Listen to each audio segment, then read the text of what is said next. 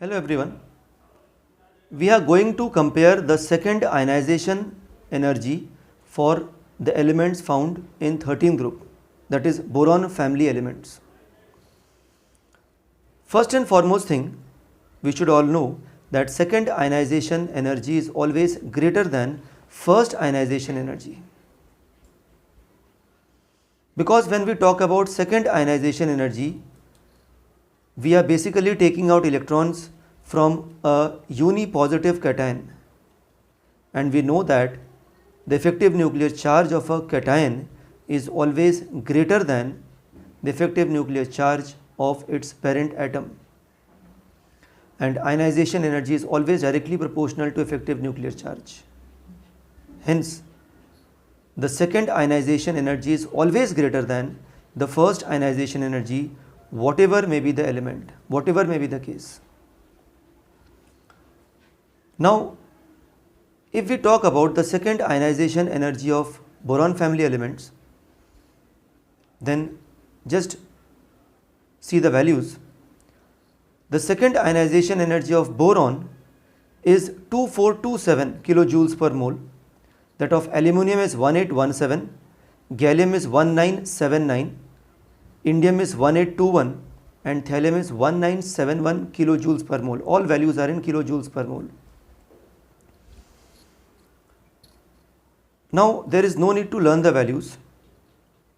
You just have to think about that why such trend is seen over here. The first point is that why the second ionization energy of boron is so much high. Now, when we talk about the second ionization energy of boron, actually we are taking out electron from B plus, and the electronic configuration of B plus resembles the electronic configuration of helium, that is 1s2, 2s2. And this is a very stable configuration, hence a high amount of energy is required to take out electron from B plus. Therefore, the second ionization energy of boron is very high. The second point that is to be noted is that the second ionization energy of gallium is greater than aluminum, in spite of the fact that we know that the first ionization energy of both aluminum and gallium was same, but the second ionization energy of gallium is more than that of aluminum. When we take one electron out from gallium and it gets changed into Ga plus,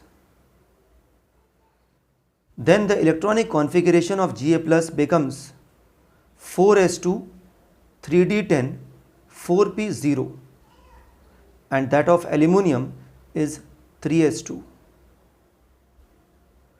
We know that the screening effect of d orbitals is weaker. Therefore, the 4s electrons of gallium is more attracted towards the nucleus as compared to the 3s electron of aluminum, because the number of protons in gallium is more than the number of protons in aluminum.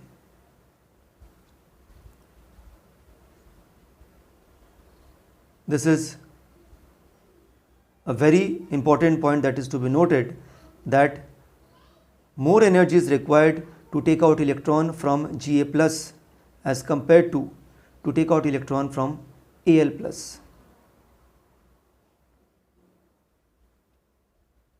Therefore, the second ionization enthalpy of gallium is greater than aluminum. Now, one more thing. The ionization energy of thallium, the second ionization energy of thallium is again very high, 1971 kilojoules per mole. Again, if we cross check the electronic configuration, then it is 6s2, 4f14, 5d10. We are talking about the electronic configuration of Tl plus. Poor screening of 4f electrons causes more attraction of the 6s electrons towards the nucleus. Therefore, we can say that the ionization energy is high. Although we know that Tl plus is stable due to inert pair effect, it will not have a tendency to get changed into its higher oxidation state. They are interconnected. Hence we can say that the ionization energy of the boron family follows the trend that boron has the highest, followed by gallium, then thallium, followed by aluminium, and last is indium.